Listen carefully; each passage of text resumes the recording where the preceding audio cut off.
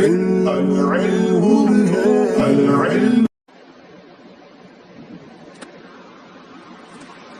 اللہ الرحمن الرحیم۔ معتقد کا یہ دوسرا سبق ہے۔ فرماتے ہیں قال العلامۃ النابلسی فی المطالب الوفیۃ اما المفروض علی کل مکلف فی حق الانبیاء والرسول علیہم السلام فهو معرفة ما يجب في حقهم من صفات كمال المخلوق ويستحيل عليهم من النقائص والرذائل ويجوز عليهم من الأخلاق البشرية التي لا كمال فيها ولا نقص على ما سيأتي۔ دیکھیے گزشتہ سبق میں یہ بات بتائی گئی ہے کہ جس طریقے سے اللہ کے بارے میں مکلفین کے اوپر یہ اعتقاد ضروری ہے کہ وہ یہ اس بات کو جانیں کہ کیا چیز اللہ کے لیے واجب ہے، کیا چیز اس کے اوپر محال ہے، اور کون سی وہ چیز ہے جو اس کے لیے جائز اور ممکن ہے۔ تو جس طریقے سے اللہ کے متعلق ان امور سے آگاہی مکلفین کے لیے ضروری ہے، اسی طریقے سے انبیاء کرام کے تعلق سے بھی ایسے امور سے آگاہی ضروری ہے۔ وہ یہ جانیں کہ انبیاء کرام کے لیے کیا چیز واجب ہے، کیا ان کے اوپر محال اور ممتنع ہے، اور کیا چیزیں ہیں جو انبیاء کرام کے لیے جائز اور ممکن ہے۔ تو اسی کڑی کو آگے بڑھاتے ہوئے علامہ عبدالغنی نابلسی کا یہ قول بھی مصنف علیہ الرحمہ نقل فرماتے ہیں جو ان کی کتاب المطالب الوفیہ میں ہے۔ علامہ نابلسی سے مراد علامہ عبدالغنی نابلسی علیہ الرحمہ، جن کا ذکر اعلیٰ حضرت علیہ الرحمۃ والرضوان اپنی کتب میں بڑے ہی احترام کے ساتھ کرتے ہیں اور بڑی ہی عظمت کے ساتھ ان کا نام لیتے ہیں۔ تو کہتے ہیں کہ علامہ نابلسی نے المطالب الوفیہ میں فرمایا کہ اما المفروض علی کل مکلف فی حق الانبیاء والرسل علیہم السلام، رہا ہر مکلف کے اوپر انبیاء و رسول علیہم السلام کے بارے میں کیا فرض ہے، تو وہ فہو معرفت ما یجب فی حقہم، تو وہ یعنی جو مکلف کے اوپر، ہر مکلف کے اوپر فرض اور ضروری ہے کہ انبیاء اور رسول علیہم السلام کے بارے میں جانیں، تو وہ کیا چیز ہے؟ کہتے ہیں تو وہ اس بات کی معرفت ہے کہ جو ان کے حق میں واجب ہیں۔ کیا چیزیں ہیں جو انبیاء کے حق میں واجب ہیں، ضروری ہیں کہ ان سے ان کا متصف ہونا ضروری ہے؟ من سے اسی کا بیان، من صفات کمال المخلوق، یعنی مخلوق کی صفات کمالیہ، اللہ کی صفات کمالیہ ہیں، اسی طریقے سے مخلوق کی کچھ صفات کمالیہ ہیں۔ تو فرماتے ہیں کہ مخلوق کی جو صفات کمال ہوتی ہیں، سچ بولنا، امانت داری اختیار کرنا، احسان اور بھلائی کرنا، علم والا ہونا وغیرہ وغیرہ، یہ ساری چیزیں مخلوق کی صفات کمال میں سے ہیں۔ تو اس بات کا جاننا ضروری ہے کہ ان کے حق میں مخلوق کی وہ صفات کمال کیا کیا ہیں، ان کی معرفت ضروری ہے۔ تو وہ ان امور کی معرفت ہے، جاننا ہے جو انبیاء کے حق میں واجب ہیں، یعنی مخلوق کی صفات کمال کی، جتنی مخلوق کی صفات کمال ہیں سب کے سب انبیاء کے حق میں واجب ہیں، وہ ضرور اس سے متصف ہوتے ہیں۔ وَيَسْتَحِيلُ عَلَيْهِمْ مِنَ النَّقَائِصِ وَالرَّذَائِلِ، اس کا عطف اسی یجبو کے اوپر ہے، تو جیسے ما وہاں پر ہے ویسے یہاں پر بھی آئے گا۔ اور ان نقائص اور رذائل، ان خامیوں اور کمیوں اور بری باتوں کی معرفت بھی ضروری ہے جو انبیاء علیہم السلام کے اوپر محال ہیں۔ ابھی وہ نقائص اور بری باتیں کیا ہوں گی؟ تو جو چیزیں صفات کمال سے ہوں گی انہی کی جو ازداد بنیں گی وہی نقائص اور رذائل ہیں، کہ جب ان صفات کمال سے متصف ہونا واجب اور ضروری ہے تو ان کی جو ازداد ہیں وہ ازداد، ان کی ضدیں، ان کے خلاف چیزیں یہ انبیاء کے اوپر محال ہوں گی۔ مثلا سچ بولنا یہ واجبات میں سے ہے، واجبات انبیاء میں سے۔ اب اس کی ضد کیا ہوگی؟ جھوٹ بولنا، تو جھوٹ یہ نقائص میں سے ہوا جو انبیاء کے اوپر محال ہوگا۔ اس کے علاوہ اور دیگر مثالیں آپ لے سکتے ہیں۔ یہ تو دو چیزیں ہوں گئی۔ تیسری چیز وَيَجُوزُ عَلَيْهِمْ مِنَ الْأَخْلَاقِ الْبَشَرِيَّةِ الَّتِي لَا كَمَالَ فِيهَا وَلَا نَقْصَ، اور ان اخلاق بشریہ کا جاننا بھی ضروری ہے مکلف پر کہ جن کے اندر نہ تو کوئی کمال ہے اور نہ نقص ہے، اور وہ اخلاق بشریہ انبیاء کے اوپر جائز ہیں، یعنی نہ واجب ہیں نہ ممتنع ہیں، بلکہ ان کا وقوع ان کی جانب سے ہو سکتا ہے۔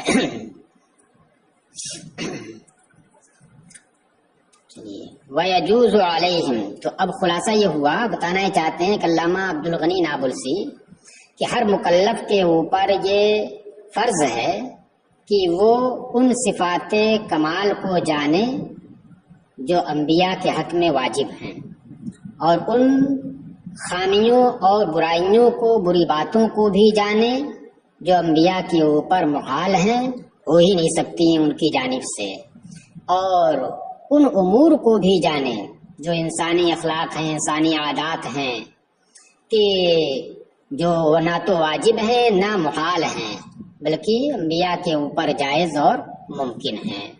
علی ما سیأتی، اس بنیاد پر جو عنقریب آئے گا، آگے پوری تفصیل یہ بتائیں گے۔ جیسے ہم نے ایک مثال دے دی ہے، جھوٹ بولنا، امانت داری اختیار کرنا، بھلائی کرنا، اس طریقے سے پوری تفصیل آگے آئے گی جس میں یہ الگ الگ کر کے سب کو بتائیں گے کہ دیکھیں یہ چیزیں واجب میں سے ہیں، یہ چیزیں محالات میں سے ہیں، ممتنع میں سے ہیں، اور یہ چیزیں جائز میں سے ہیں۔ وَأَدْنَا ذَلِكَ أَنْ يَعْتَقِدَ، اب دیکھیے، اب ایک چیز تو یہ ہو گئی کہ ہر چیز کے بارے میں وہ جانے، ایک ایک چیز کے بارے میں تفصیل سے جانے، تو کیا یہ ضروری ہے یا یہ کہ اجمال کے ساتھ بھی جان لینا اور اس کا اعتقاد رکھنا ضروری ہے؟ تو اسی کو آگے کہہ رہے ہیں کہ یہ جو بتایا گیا کہ یہ فرض ہے ہر مکلف کے اوپر کہ وہ جانے کہ کیا چیزیں واجب ہیں، کیا ممتنع ہیں، کیا جائز ہیں، تو اس اعتقاد کا ادنا درجہ یہ ہے کم سے کم کہ وہ یہ عقیدہ رکھیں، اس بات کو مانیں۔ کیا مانے؟ کہ ان یعتقد امتیاز الانبیاء علیہم السلام عن جمیع الخلق بصفات من الکمال، کہ وہ اس بات کا اعتقاد رکھے، عقیدہ رکھے کہ انبیاء علیہم السلام یہ صفات کمال کے اندر تمام مخلوق سے ممتاز ہوتے ہیں، یعنی جتنی بھی مخلوق کی صفات کمال ہوتی ہیں ان کے اعتبار سے انبیاء جو ہوتے ہیں یہ دیگر تمام مخلوق سے ممتاز ہوتے ہیں، یعنی سب سے زیادہ بدرجہ اتم ان کے اندر وہ چیز پائی جاتی ہے، وہ صفات کمال پائی جاتی ہیں، یعنی ان کا کوئی ہم پلہ نہیں ہو سکتا ہے۔ تو یہ اعتقاد رکھے، یہ اس بات کا ادنا درجہ ہے کس کا؟ کہ وہ یہ جانے کہ انبیاء کے حق میں کون سی صفات کمال واجب ہیں۔ تو ادنا درجہ بس اتنا جانے کہ تمام صفات کمال میں انبیاء علیہم السلام تمام مخلوق سے ممتاز ہیں، افضل ہیں۔ اچھا، یہ تو رہی بات صفات کمال کی۔ اسی طریقے سے یہ بھی اعتقاد رکھے وہ تبرئتہم، اس کا عطف اسی امتیاز الانبیاء کے اوپر ہے۔ تقیدہ فعل فاعل ہو گیا اس میں، اور امتیاز الانبیاء علیہم السلام یہ مفعول بھی ہوگا۔ اسی امتیاز الانبیاء جو مصدر ہے اسی کے اوپر اس دوسرے مصدر کا عطف ہو رہا ہے وتبرئتہم، باب تفعیل کا مصدر ہے جس کے معنی ہوتا ہے بری جاننا اور پاک و صاف کرنا، پاک و صاف جاننا۔ اور اس بات کا اعتقاد کرے کہ انبیاء علیہم السلام یہ تمام مخلوق سے زیادہ دون جمیع الخلق عن صفات من النقص، تمام مخلوق سے زیادہ صفات نقص سے بری اور پاک و صاف ہیں، اس بات کا اعتقاد رکھے۔ یعنی تمام صفات کمال میں تمام مخلوق کے اوپر فائق ہیں، اور صفات نقص سے دوری کی جہاں تک بات ہے تو اس میں بھی تمام مخلوق سے زیادہ پاک و صاف ہیں۔ بعد اعتقاده امتیاز اللہ تعالی عنہم وعن جمیع الخلق بصفات من الکمال، اس اعتقاد رکھنے کے بعد، یہ تو انبیاء کے بارے میں ہوگا، مگر اس سے پہلے اللہ کے بارے میں یہ اعتقاد رکھے۔ اس اعتقاد رکھنے کے بعد کہ اللہ تبارک و تعالی خود انبیاء سے عنہم وعن جمیع الخلق اور تمام مخلوق سے صفات کمال میں ممتاز ہے۔ وتبرئتہ تعالی دونہم ودون جمیع الخلق من صفات من النقص، اور اسی طریقے سے صفات نقص سے انبیاء سے اور تمام مخلوق سے زیادہ پاک و صاف ہے۔ مطلب یہ ہے کہ پہلے یہ اعتقاد رکھے اللہ کے تعلق سے، یہ ضروری ہے پہلے نمبر پر، کیونکہ یہ رکن اول ہے، اور انبیاء کے بارے میں یہ اعتقاد رکھنا یہ رکن ثانی ہے، جیسا کہ آپ کو پہلے سبق میں بتایا گیا ہے۔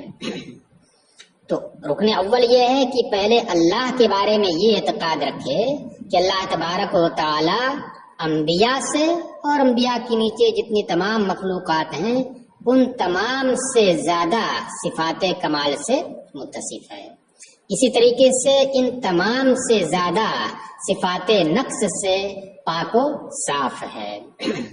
آگے بات سمجھ میں؟ چلیے اب آگے بتا رہے انتہا، یعنی علامہ نابلسی کی بات جو مطالب وفیہ سے نقل کی گئی یہاں پر، وہ یہاں پر آ کر کے تام ہو گئی، یہاں پر آ کر کے ختم ہو جاتی ہے۔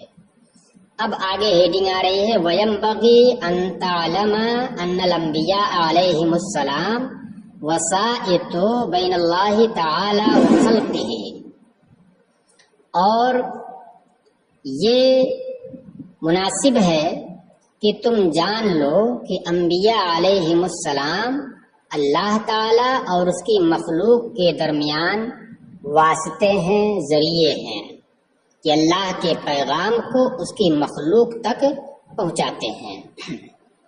یہ سرخی ہو گئی۔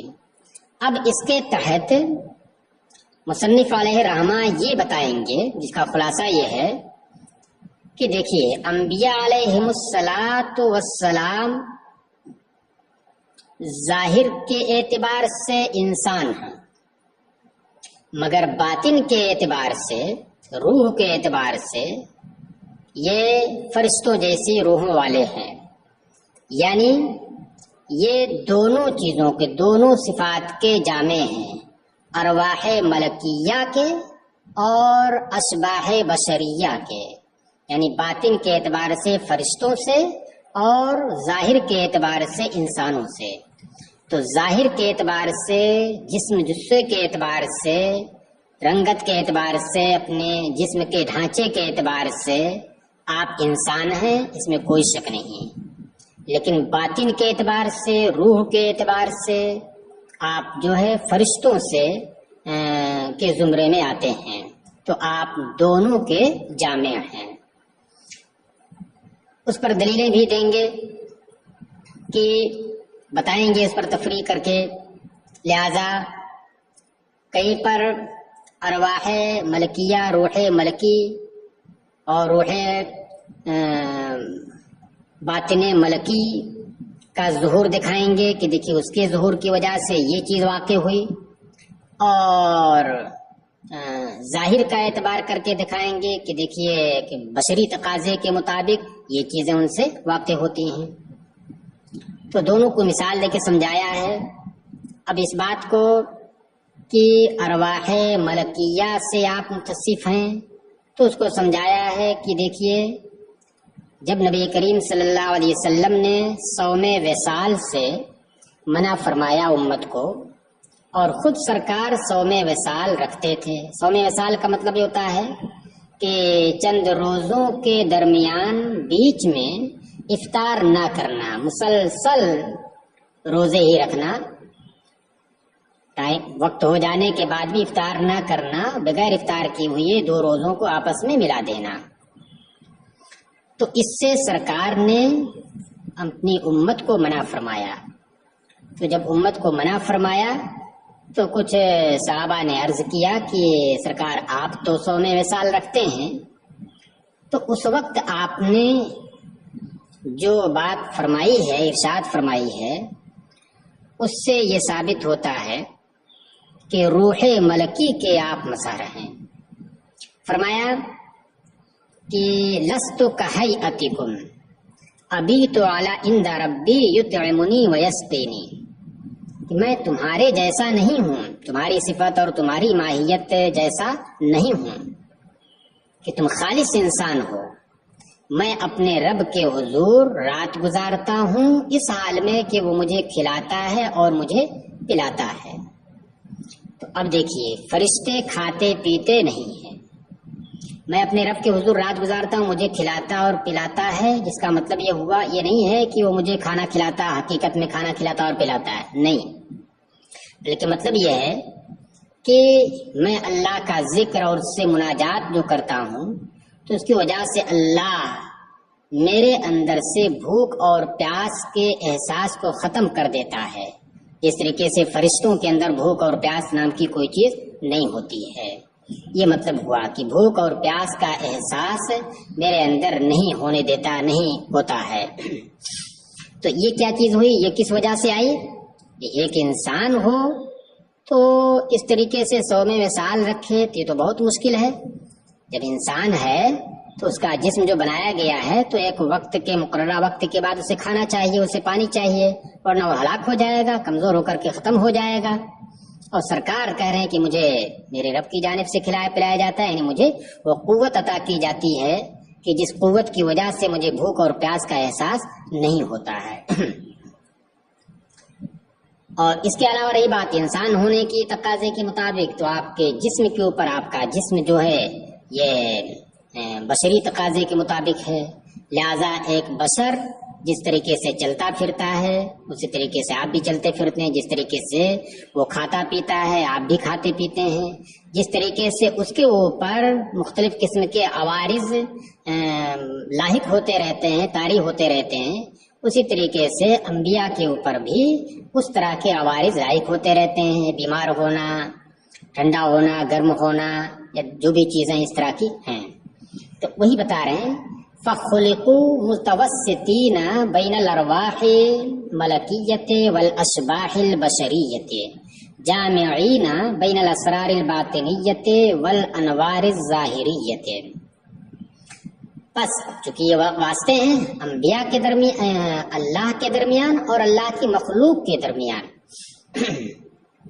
تو اس وجہ سے انبیاء علیہم السلام کو ارواح ملکی اور انسانی صورتوں کے درمیان پیدا کیا گیا، یعنی دونوں کے آپ جامع ہوئے، ارواح ملکی کی باطن کے اعتبار سے فرشتوں کے زمرے میں اور ظاہر کے اعتبار سے انسانوں کے زمرے میں۔ شبحن کی جمع اشباح ہے، جس کے معنی نظر آنے والی صورت ہے، یعنی جسم ظاہر جو دکھائی دیتا ہے۔ تو انبیاء علیہ السلام ارواح ملکی اور بشری صورتوں کے درمیان پیدا کیے گئے، اور اسی کی مزید وضاحت جامعین بین الاسرار الباطنیت والانوار الظاہریت، اسرار باطنیہ اور انوار ظاہریہ کے جامع بنائے گئے۔ فجبلوا من جہت الاجسام والظواہر مع البشر، جبلا یجبلو معنی پیدا کرنا، چنانچہ انبیاء علیہ السلام کو اجسام اور ظواہر کی جہت سے، بشر سے کی جانب نسبت کس اعتبار سے ہے؟ باطن کے اعتبار سے نہیں، اجسام اور ظواہر کی جہت سے انہیں بشر کے ساتھ، انسان کے ساتھ رکھا گیا۔ یہ آپ کا جو ظاہری جسم ہے، جسم و جثہ ہے، ڈھانچہ ہے، وہ اجسام یہ بشر سے میل کھاتا ہے، بشر کے زمرے میں آتا ہے۔ ومن جہت الارواح والبواطن مع الملائکۃ، اور ارواح اور بواطن کی جہت سے ملائکہ کے ساتھ رکھا گیا۔ کما قال صلی اللہ تعالی علیہ وسلم لست کہیئتکم ای علی صفتکم وماہیتکم، جیسا کہ سرکار علیہ السلام نے اسی بات کی جانب اشارہ کرتے ہوئے فرمایا، وہی جب صوم وصال کے تعلق سے سرکار سے پوچھا تھا کہ آپ ہمیں منع کرتے ہیں صوم وصال سے اور آپ خود جو ہے صوم وصال رکھتے ہیں، تو سرکار نے فرمایا تھا لست کہیئتکم، میں تمہاری طرح نہیں ہوں، یعنی تمہاری صفت اور تمہاری ماہیت پر میں قائم نہیں ہوں۔ ابھی تو عند ربی یطعمنی ویسقینی، یطعمنی ویسقینی یہ ابھی تو کے اندر فاعل کی ضمیر سے حال واقع ہوگا۔ میں اپنے رب کے حضور رات گزارتا ہوں، کھانے کا مسئلہ چونکہ رات ہی میں آتا ہے، سورج ڈوبنے کے بعد سے لے کر کے صبح صادق سے پہلے پہلے تک وہی کھانے کا وقت ہے، اس دوران بھی آپ کھاتے نہیں ہیں۔ تو میں اپنے رب کے حضور رات گزارتا ہوں اس حال میں کہ وہ مجھے کھلاتا اور مجھے پلاتا ہے۔ اپنے رب کے حضور رات گزارنے کا مطلب یہ ہوا کہ میں اپنے رب کے ذکر اور اس سے مناجات میں رات بھر رہتا ہوں، وہ مجھے جو ہے اس کی وجہ سے مجھے بھوک پیاس کا احساس نہیں ہوتا ہے، میرے اندر اللہ کھانے پینے سے جو قوت ہوتی وہ قوت پیدا کر دیتا بغیر کھائے پیے۔ فَظَوَاهِرُهُمْ وَأَجْسَادُهُمْ، تو یہ انسانی تقاضے کے مطابق نہیں ہوگا، یہ فرشتوں کی جو صفت ہے اس صفت کی وجہ سے اس صفت کا یہ جلوہ اس کے اندر نظر آتا ہے۔ فَظَوَاهِرُهُمْ وَأَجْسَادُهُمْ وَبِنْيَتُهُمْ مُتَّصِفَةٌ بِالْأَوْصَافِ الْبَشَرِيَّةِ، بس آپ کے ظواہر اور آپ کے اجسام اور آپ کے جسم کا ڈھانچہ، بنیا ڈھانچہ، یہ متصف ہیں، انبیاء کے ظواہر اور ان کے اجسام اور ان کے ڈھانچے یہ متصف ہیں اوصاف بشریہ سے،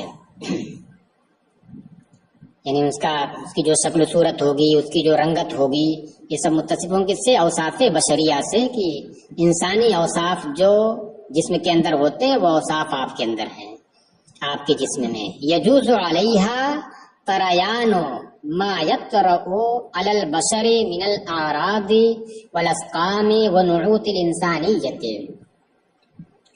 کہ جن کے اوپر یعنی ان اجسام کے اوپر انبیاء کے جائز ہے ایسے اعراض اور ایسے امراض اور انسانی اوصاف کا طاری ہونا جو انسان کے اوپر طاری ہوتے رہتے ہیں۔ جیسے انسان کے اوپر مختلف قسم کے عوارض طاری ہوتے رہتے ہیں اس کے جسم کے اوپر، تو چونکہ اجسام کے اعتبار سے بشر کے ساتھ ہیں تو پھر اس کی وجہ سے وہ جو عوارض اور جو امراض اور اوصاف انسانی جسم کے اوپر طاری ہوتے ہیں وہ آپ کے اوپر بھی، انبیاء کے اوپر بھی طاری ہو سکتے ہیں، یہ اس کے منافی نہیں ہے۔ وَبَوَاطِنُهُمْ مُنَزَّهَةٌ عَنِ الْآفَاتِ الْمُخِلَّةِ بِنُعُوتِهِمُ الْمَلَكِيَّةِ، اور انبیاء کے بواطن منزہ ہیں، پاک اور صاف ہیں ان آفات اور فسادات سے جو ان کے ملکی اوصاف میں خلل انداز ہوتی ہیں، کہ ملکی اوصاف میں جو چیزیں خلل انداز ہوتی ہیں تو ان چیزوں سے ان کے بواطن پاک اور صاف رہتے ہیں. مطہرۃ عن النقائص والاعتلالات الملمۃ علی الاجسام الحیوانیۃ، اور پاک رہتے ہیں ان کے بواطن ان کمیوں سے، ان نقائص سے اور ان خرابیوں سے، جو خرابیاں، جو نقائص حیوانی جسموں کے اوپر واقع ہوتی رہتی ہیں. یہ المملہ لکھا ہوا دکھ رہا ہے، لیکن میرے خیال سے یہ الملمہ ہونا چاہیے. علمہ یلم علمام کے معنی ہوتا ہے اترنا، کسی چیز کے اوپر واقع ہونا، تو یہی معنی زیادہ یہاں پر صحیح ہو رہا ہے. اس وجہ سے یہ الملمہ ہونا چاہیے، اس پر نشان لگا لیجیے. اور پاک و صاف ہوتے ہیں انبیاء کے بواطن ان نقائص اور ان فسادات سے.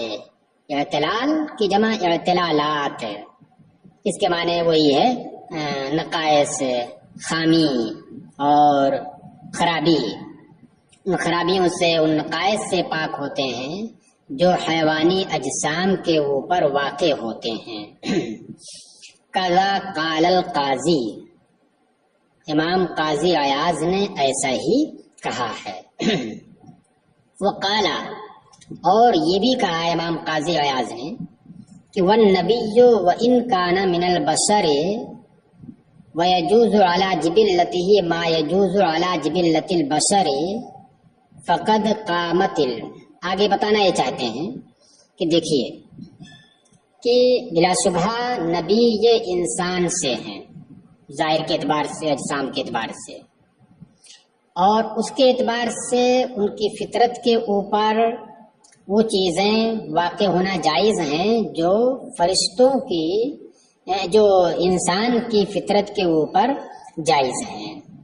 لیکن اس کے باوجود بہت ساری خرابیاں، بہت ساری چیزیں ایسی ہیں جو اختیاری طور پر یا غیر اختیاری طور پر انسانوں سے واقع ہوتی رہتی ہیں.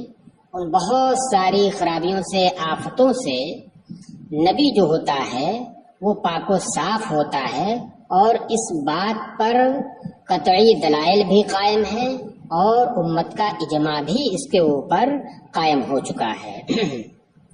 وہی کہہ رہے ہیں. اور فرمایا کہ اور نبی اگرچہ انسانوں میں سے ہوتا ہے، اور انسانوں میں سے ہونے کی وجہ سے اس کی طبیعت کے اوپر وہ چیز جائز ہوتی ہے جو ایک بشر کی طبیعت پر جائز ہوتی ہے، مگر پھر بھی فقد قامت البراہین القطعیت، کی قطعی دلیلیں قائم ہو چکی ہیں. وتمت کلمت الاجماع، اور اجماع کی بات کامل ہو چکی ہے.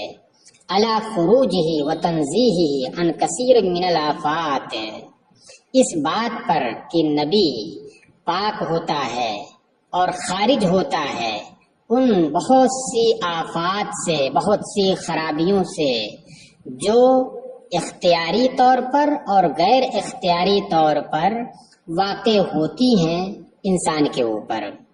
کما ہوا مفصل فی محلہ، جیسا کہ اپنے محل میں تفصیل سے بیان کیا گیا ہے.